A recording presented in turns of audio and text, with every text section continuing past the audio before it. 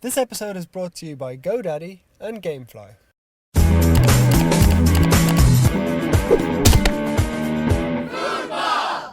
Hi guys, and welcome to episode 4 of Food Mob, the amazing interactive cooking show. We've got some absolute treats in store for you today. We're going to cook up the perfect burger. A lot of dispute going on about what constitutes the perfect burger, but our way really rocks. It's absolutely full of flavour and delicious.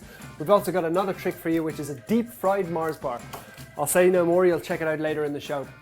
And I want to start off by sharing some of your photos and actually videos that people have submitted this week. Really cool one by Mongo05, who sent in a video making his chicken fajitas, which we're watching now. Absolutely incredible that people have gone to this effort. As I said to him on Twitter, I think his effort nearly looks better than ours. Really, really impressive. Also got loads of food photos coming in. Don't know if you can see that. Really nice chicken fajitas.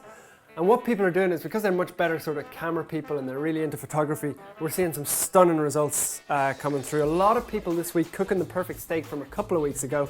Check out that.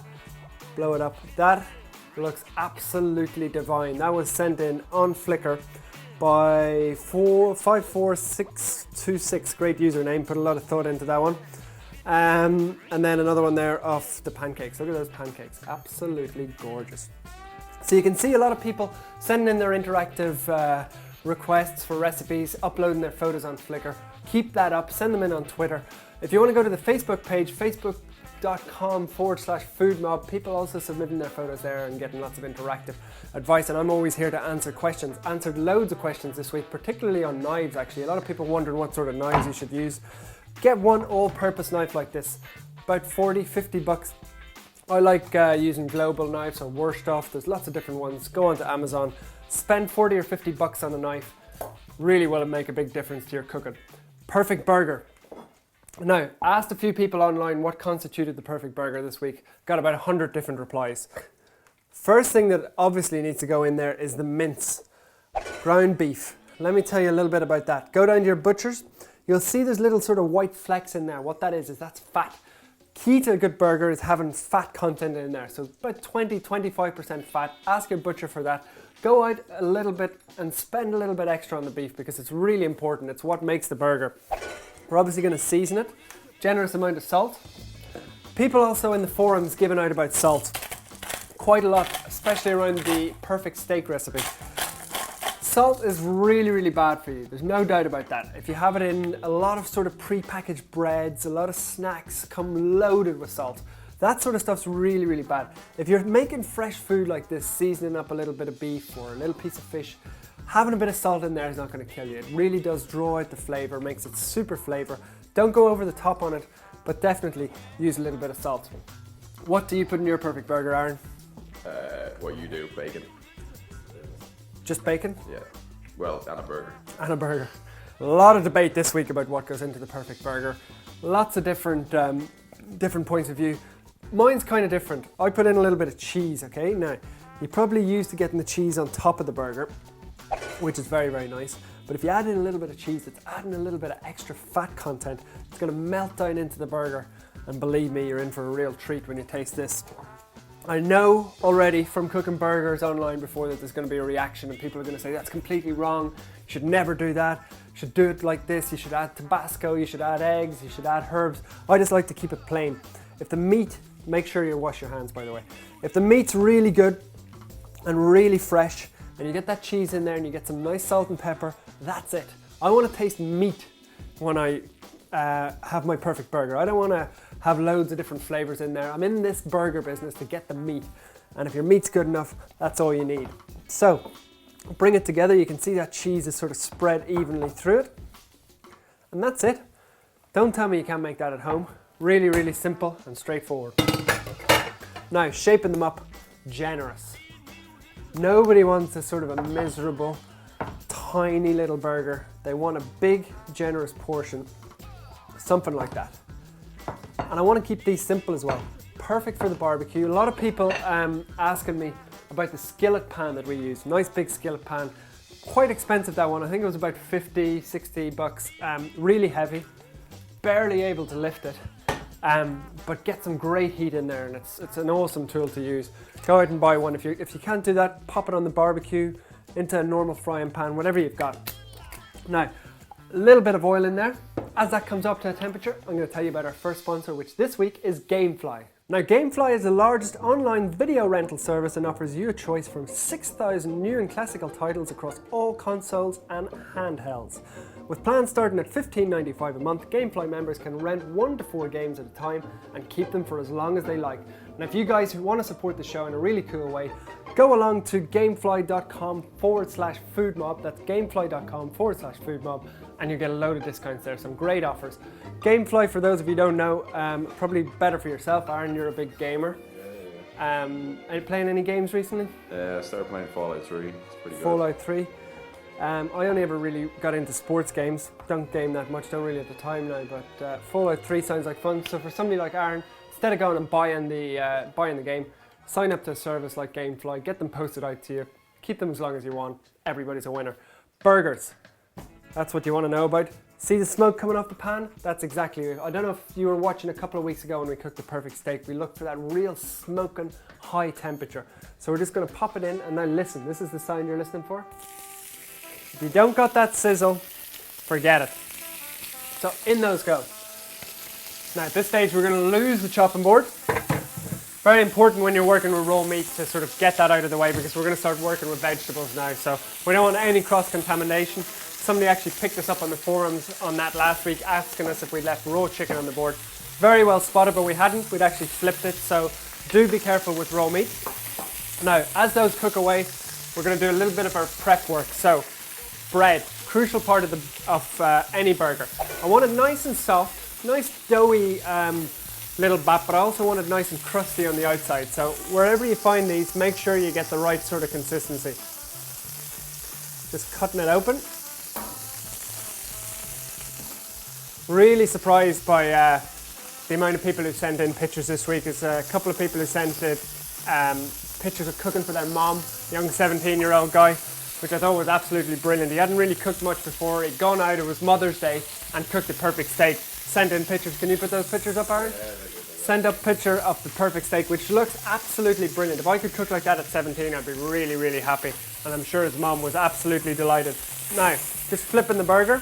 You can see some lovely colour already. That's exactly what we're looking for.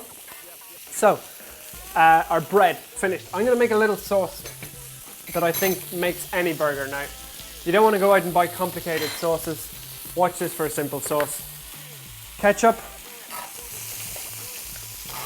Squeeze it out. Mayonnaise. Just about a couple of spoonfuls. Don't need to be too precise. And a little grind of black pepper. Time to get the fire alarm switched off at this stage. Starting to smoke up, and bring that together. I don't want to complicate a burger. I don't want to put on some fancy truffles or some stupid herbs on there. I've got mayo, ketchup, a little bit of black pepper. Absolutely simple. We're relying on the juiciness of that meat to really bring this home. So, sauce is ready. Baps are ready. A little bit of salad. We're just going to trim away the outside leaves. You want the real crunchy part. This is actually called Kos salad. Take off the root, and you can see in the center there, it's already washed. Lovely little crunchy leaves. Perfect. Now don't be scared with your burger, just to sort of press it down a little bit.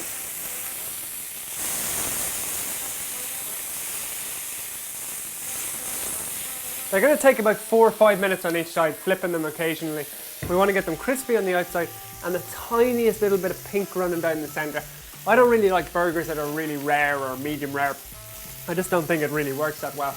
I want it fairly well cooked, but just a tiny bit of pink for that juiciness. So, basically what we can do now is we can add our bacon on there.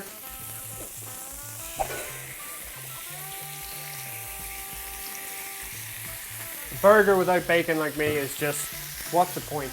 What is the point of having a burger without bacon? So nice and juicy.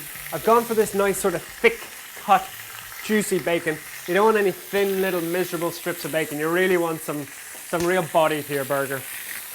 Been getting lots of emails in as well with people sending their photos. If you want to send your emails into the show, send them in. Fire alarm. Had to happen. I'll just turn that off.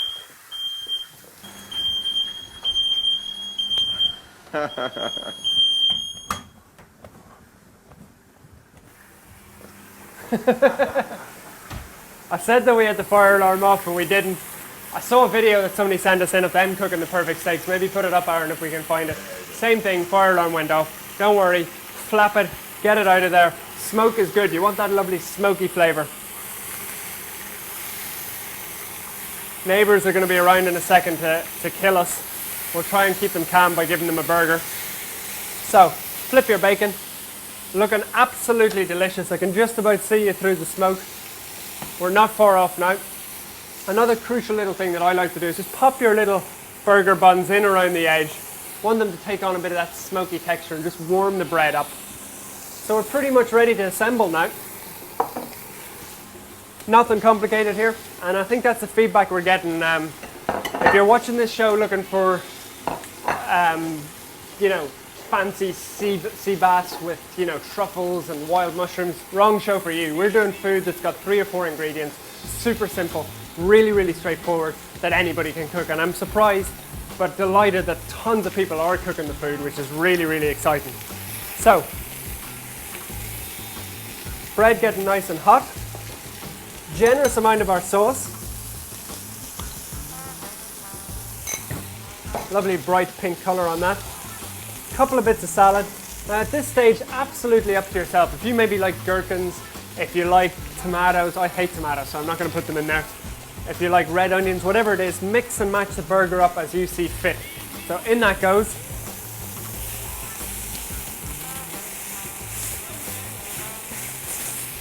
Burger just needs a couple more seconds.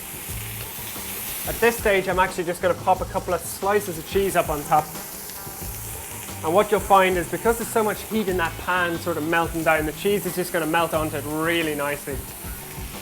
My mouth is absolutely watering. Are you hungry, Aaron? Yeah, it smells really good. He's there behind the camera with his tongue out. Okay, so coming along nicely. I'm actually going to pop the bacon in first. I just want my cheese up on top. How good is that starting to look? Now you can see the cheese is melted down in there. Such a shame Rob, our producer, is not actually here with us today. We are going to try and make him sick with the photos of this because he is really looking forward to the burger episode. So he's missing out. Look at that. Those, to me, are perfect burgers. Now we're just going to pop the lid actually. I'll just warm them up for another little second. If it's going to be a perfect burger, you might as well just put the final finishing touches to it and make sure it is. As I said, very easy to do on the barbecue. Look at those lovely grill marks. Just as easy to do on the barbecue. Now that to me is an absolutely perfect burger. It's so big that you can barely get your mouth around it. I don't care how you're going to tackle it, but I think you really will agree that's an absolute stunning burger. Do you want to try it, Aaron? Yeah, absolutely. You're going to go with the hand approach? How else would?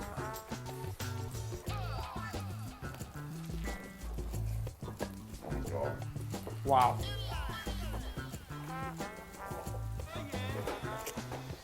Oh my god. How good is that? It's amazing. I think that's one of the best things that I've ever tasted. Not being big-headed, because it's nothing complicated to do. Anybody can do it. So simple. You can see it's nice and juicy in the centre. I cannot wait to eat that after the show. That's going to be absolutely gorgeous. Aaron, if you could see him, has got his camera in one hand, burger in the other, grease going down him. Shows how good it is. Now, before we go into the second part of the show, I'm going to tell you about our second sponsor, which this week is GoDaddy. So web hosting from GoDaddy includes 99% uptime, 24/7 support and free access to hosting connection. The place to install over 30 applications, sure to help you get the most from your hosting plan and website. I find GoDaddy is a great place just for going along, picking up URLs. If you've any of the sort of food websites that I've had in the past, we've used GoDaddy. Really great tool up in the top right hand corner to search if the domain is free, when it's gonna expire, etc. GoDaddy.com, support the show, head over there. We're gonna make a treat now for you. This is beyond luxurious. This is the sort of stuff that if you ate one every day, I wouldn't really think that you'd be surviving for more than a year. It is incredibly fatty. It's probably the worst dessert that you could ever have for your body ever, but believe me, it's delicious. I first heard about it a couple of years ago, and it's actually, they call it a Scottish delicacy.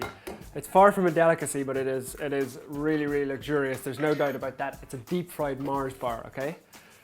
It's gonna go down a storm. So we're starting off with a couple of eggs, a little bit of milk. The idea being that we make this sort of casing, like you would when you deep fry anything, around the Mars bar, heats up so the Mars bar comes out nice and gooey and really, really rich and decadent, I think is the real word that we're looking for there. Very, very decadent. So if you can see that coming together, I just want a smooth sort of batter. If you remember a couple of weeks ago, we were making the pancakes. Can you see that, Aaron? Nice and smooth. Just bringing it together. So still a little bit thick. I'm going to add in a little bit more milk. Cannot believe that we're actually making this, but I think it's well worth checking out. Bit of fun. Mussels into that. You ever had a deep fried Mars bar, Aaron? No. You ever thought you'd have a deep fried Mars bar? I don't think I ever will. I'm not sure I'm going to eat You're this. definitely eating this. Look, there's no doubt it actually tastes fantastic, but it's the hearts that might be the problem. It might stop pretty soon if you eat them too often. So next in goes our corn flour. The corn flour is going to keep it nice and light and give it a little bit of crunch. So just whisk that in, and that's our batter pretty much ready. Just like that. Now, what we're going to do is I've got a little fryer on here. It's at about 360 degrees Fahrenheit. That's about 180 degrees centigrade. Just a little dusting of flour on our plate. Haven't actually tried it with Snickers or any of the other sort of chocolate or candy bars that you can get. Mars is a pretty safe bet, so we'll see how we get on. Out they come. We're just going to dust it in a little bit of flour. That just actually helps the batter stick to it. And then in it goes to our batter. So just whisk it around. You can see them there. You just want to cover it sort of evenly.